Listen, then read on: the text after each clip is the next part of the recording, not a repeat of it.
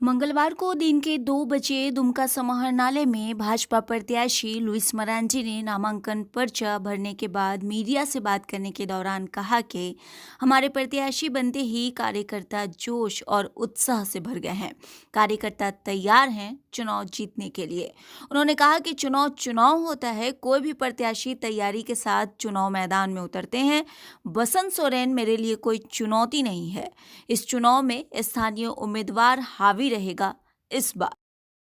अब क्या कहेंगे? हाँ जी, आज भारतीय जनता पार्टी के उम्मीदवार के रूप में अभी नामांकन करके हम बाहर निकले हैं और आप लोगों से सीधे सीधे रूबरू हो रहे हैं।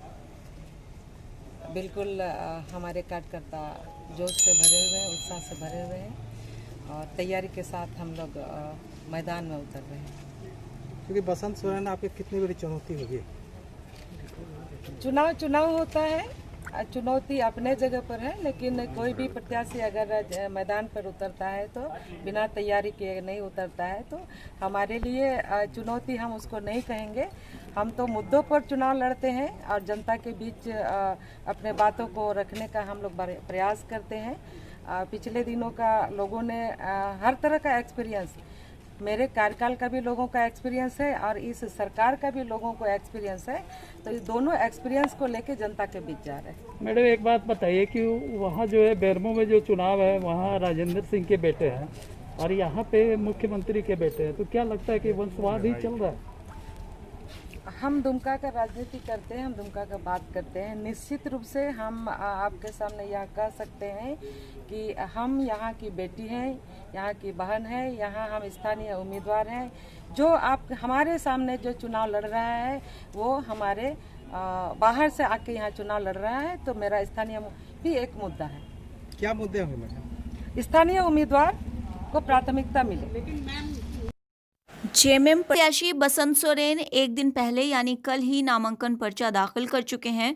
मीडिया से बात करने के दौरान बसंत सोरेन ने कहा कि दुमका सीट परंपरागत सीट हमारी है, इस सीट पर लगातार जीतते आ रहे हैं। उन्होंने कहा कि 2019 में हमारे भाई हेमंत जी दुमका सीट जीतकर सूबे के मुखिया बने हैं।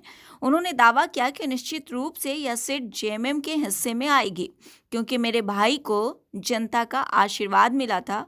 उन्होंने कहा कि मुझे भी जनता का आशीर्वाद मिलेगा। बिल्कुल, यहाँ की जनता ने बाबा को जो प्रेम आशीर्वाद सब हमेशा दिया है, ये आपने देखा कि यहाँ की जनता पिछले 9 महीना दिसंबर 20 को 2019 में हेमंत जी पे इतना आशीर्वाद बरसाया कि आज वो राज्य के मुखिया हैं, यहाँ के मुख्यमंत्री।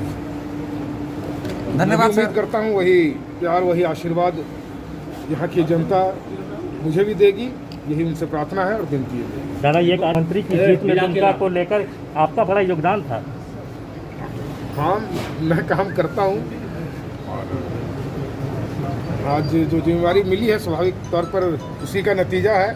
कुछ विश्वास है पार्टी को कि सदैव मैं दुमका के लिए करता रहा हूँ और चूँकि ये संवैधानिक प्रक्रिया के तहत 2 सीट में से 1 सीट छोड़ना पड़ा, तो हेमंत जी उन्हीं के बीच में है। मैं तो प्रतिबिंब हूँ यहाँ का, प्रतिबिंब की तरह उनकी सेवा करता रहूँगा यहाँ की जनता का। लुइस मरांडी पर फिर दाव लगाया है, तो लुइस मरांडी का चुनौती होगी बसंत सोरेन के लिए?